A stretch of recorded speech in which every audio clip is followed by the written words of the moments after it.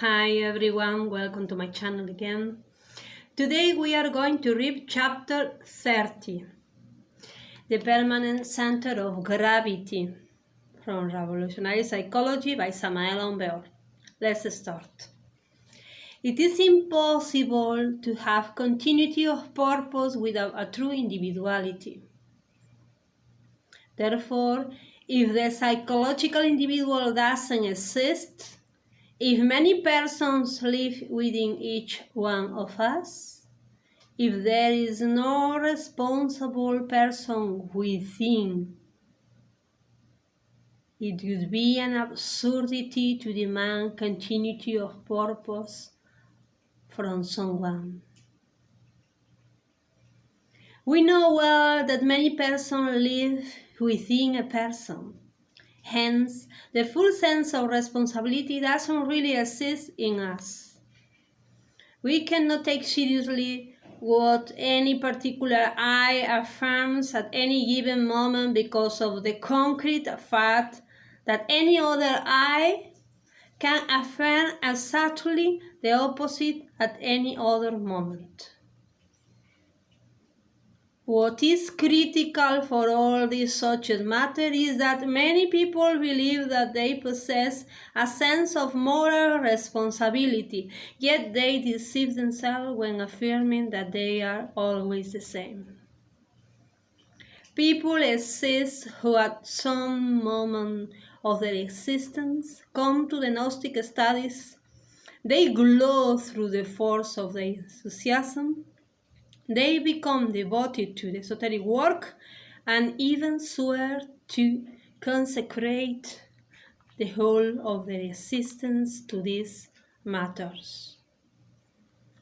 Unquestionably, all the brothers of our movement even admire such an enthusiastic one. One cannot but feel great happiness in listening to this kind of people, so devoted and definitely sincere. However, the idol doesn't last very long. Any given day, due to this or that reason, just or unjust, simple or complex, the person withdraws from gnosis and abandons the work. Thus, in order to right the wrong, or in trying to justify himself, he joins any other mystical organization and thinks that he is then doing better.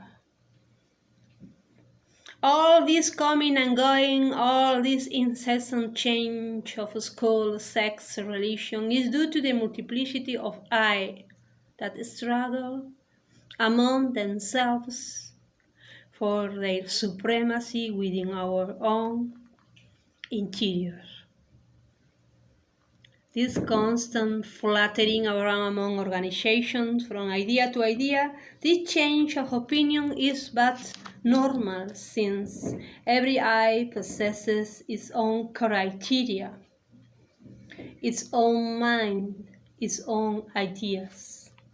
Therefore, such a person in himself is nothing more than a machine whose use easily serves as a vehicle to one I or another. Some mystical eyes deceive themselves after having abandoned this set of the order. They decide to believe themselves to be gods. Thus they shine like fatuous lights and finally disappear. There exist people who show themselves for a moment in the esoteric work. Then all of a sudden, another I intervenes.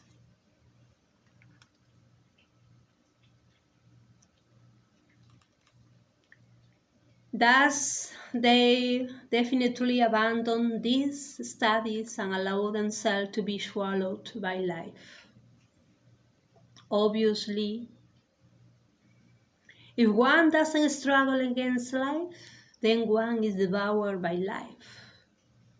Very rare are the aspirants who truly don't allow themselves to be swallowed up by life.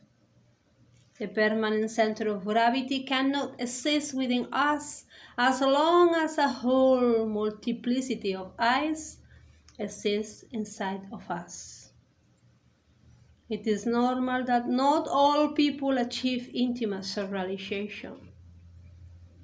We know very well that the intimate self-realization of our being demands continuity of purpose. Therefore, it is not strange that only very few people can attain the profound inner self-realization, since it is very difficult to find someone with a permanent center of gravity. What is normal in this subject matter is for someone to become enthusiastic for esoteric work and then to abandon it. What is strange is for someone to not abandon the work and to reach the goal. Indeed, in the name of truth, we affirm that the Sun is conducting a very complex and terribly difficult laboratory experiment. Germs exist within the intellectual animal mistakenly called man, that when conveniently developed can convert us into solar men. Nonetheless, it is not irrelevant to clarify that the development of these germs cannot be taken for granted. What is normal is for these germs to degenerate and become lamentably lost. Continuity of purpose and a normal physical body are necessary in order for the real seed of the human being, deposited in our sexual glands, to be able to germinate. Yet, if the scientists continue experimenting with the glands of internal secretion, then any possibility of development of these aforementioned germs can be lost. Although it may seem incredible, the ants already passed through a similar process in a remote, archaic past of our planet Earth. One is filled with wonder when contemplating the perfection of the nest of ants. There is no doubt that the order established in any ant's nest is overwhelming. The initiates who have awakened their consciousness know through direct mystical experience that in ages which the most famous historians of the world don't even remotely suspect, the ants were a human race who created a very powerful socialist civilization. At that time, the dictators of such a race eliminated the diverse religious sects and free will, for all of these things undermined power away from them. They needed to be totalitarians, in the most complete sense of the word.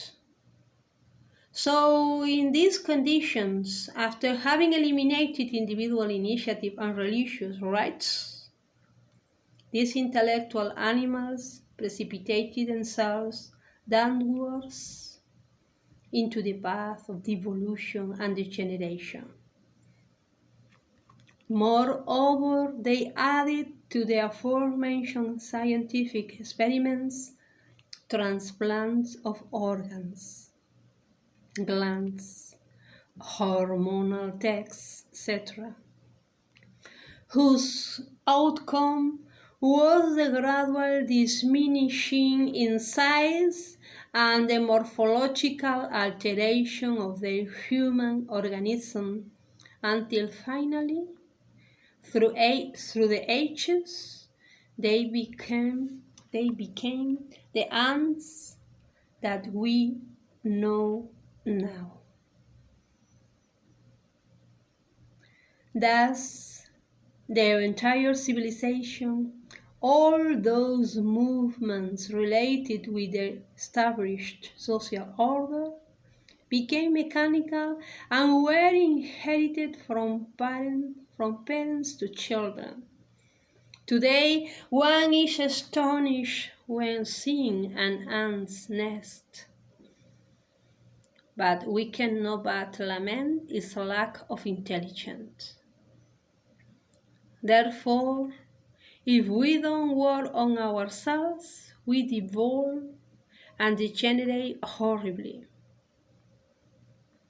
Indeed, the experiment that the sun is conducting in the laboratory of nature, besides being difficult, has given very few positive results.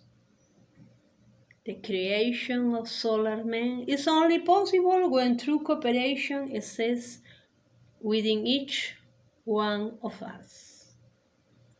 Thus, if first of all we don't establish a permanent center of gravity within our interior, then the creation of the solar human being is impossible. How can we have continuity of purpose if we don't establish a center of gravity in our psyche? Certainly, any race created by the sun has no other objective in nature but to serve the interests of this creation and the solar experiment. Yet, if the sun fails in its experiment, then it loses all interest for such a race. Thus, such a race is left condemned to destruction and devolution. Each of the root races that have existed on the face of the earth have served the solar experiment. From each root race, the sun has managed to get a few to fruition.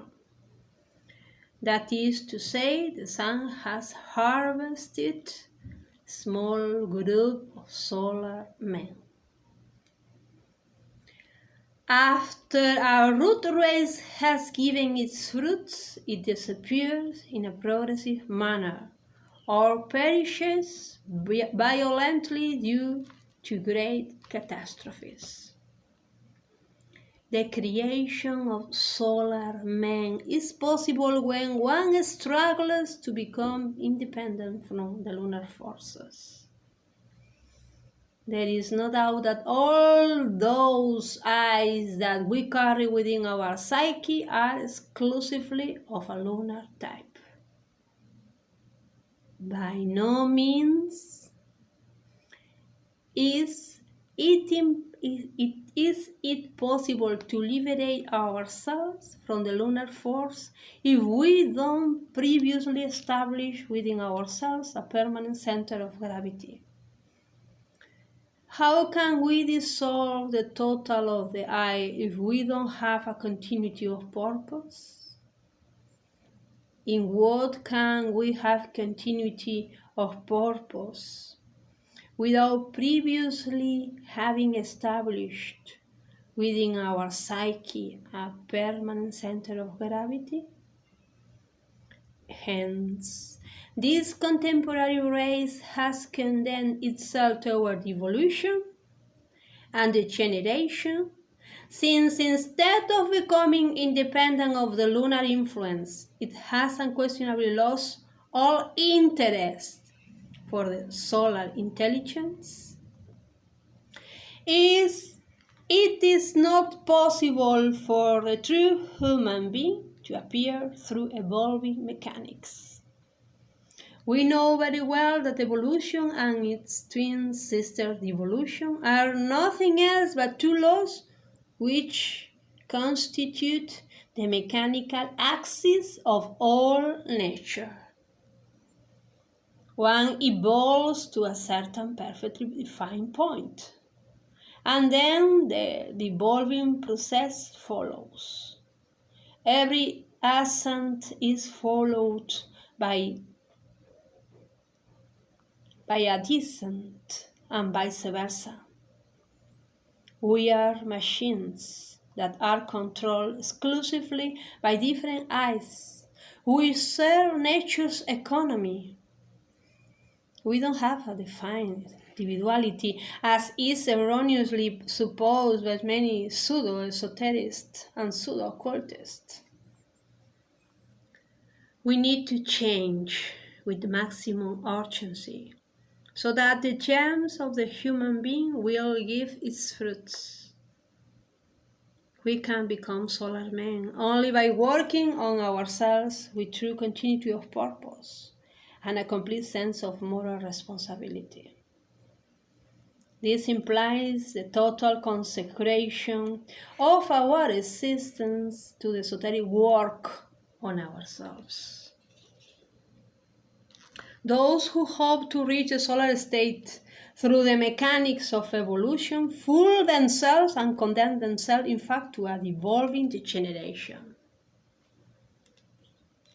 In the esoteric work, we cannot afford the luxury of versatility. Those who have fickle ideas, those who work on their psyche today and let themselves be swallowed by life tomorrow, those who seek subterfuges and justifications in order to abandon the esoteric world will degenerate and evolve. Some postpone the error, leaving everything for tomorrow while they improve the economic situation, without taking into consideration that the solar experiment is something very different from their personal criteria and their aforementioned projects. It is not so easy to become a solar man when we carry the moon in our interior. The ego is lunar. The earth has two moons. The second one is named Lilith and is a little farther away than the white moon. Astronomers often see Lilith like a lentil, since it is very small in size. It is the black moon. The most disastrous forces of the ego come to the earth from Lilith and produce infrahuman and bestial psychological results. The crimes mentioned in the news, the most monstrous murders in history, the most unexpected crimes, etc., are due to the vibratory waves of Lilith. These two lunar influences are represented within the human being through the ego that we carry in our interior and which makes of us true failures. Therefore, if we don't see the urgency of surrendering our total existence to the work on ourselves, with the purpose of liberating ourselves from the double lunar force,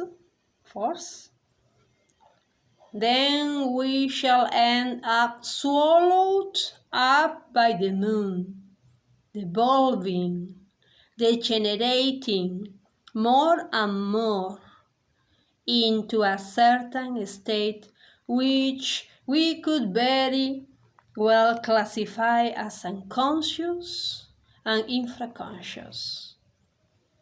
The sad part of all this is that we don't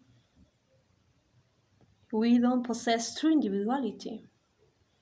If we had a permanent center of gravity, we would then truly work seriously in order to achieve the solar state. There are so many excuses in these matters, so many evasions, so many fascinating attractions, that it usually becomes almost impossible to comprehend the urgency of the esoteric work. Nevertheless, the small amount that we have in free will and the Gnostic teachings oriented towards practical work can serve as a basis for our noble intentions in relation to the solar experiment. What we are stating here is not understandable by the fickle mind. The fickle minds read this chapter and then forget it. It reads another book. It reads another book, then another. To that end, our fickle mind tends to end up joining any institution which sells us a passport to heaven, that talks to us in a more optimistic manner, that assure us of comforts in the beyond. This is how people are mere marionettes controlled by invisible strings, mechanical dolls with fickle ideas and without continuity or of purpose. I'll see you in the next chapter.